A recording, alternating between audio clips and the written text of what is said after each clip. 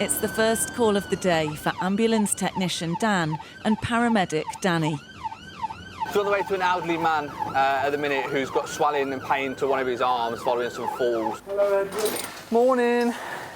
Edward's arm injury looks serious. You've done a number on that, haven't you? He's got advanced Parkinson's. Bless him. He fell 2 days ago, but his wife delayed calling an ambulance. That's all right. The intense pressure on the NHS and advice on recent strike days put her off. I did say on the television, only call if it's a matter of life and death. No, don't worry. If someone falls over, give us a call. However full the hospitals are, patients like Edward need to be seen.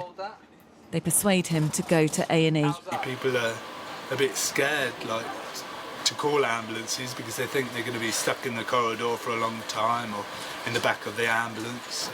Straight into that. Straight in. Straight in. How unusual is that? Very unusual. It's often a very different story this winter. There's some days where we're sat outside and there may be 10, 15 ambulances sat outside hospital and we've all got patients on the back.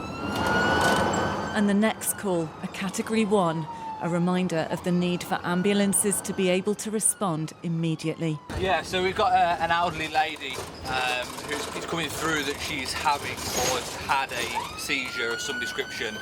They quickly establish there's a problem with the patient's heart. ECGs are all over the place, to be honest with you. You're going to need some kind of pacing going on, mate. Her heart rate is so low, there's a danger it could stop. Heart rate at the minute is 29.29, symptomatic. They start treatment and are calling ahead to the hospital in Coventry. But yeah, he's here 5 minutes to you, mate. You're definitely going to want to release us.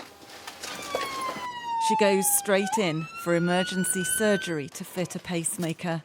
When you see how quickly they have to move on a serious call like that, you can understand the frustration and concern on the days when they can't get to those Category 1 calls because they're queuing outside hospitals.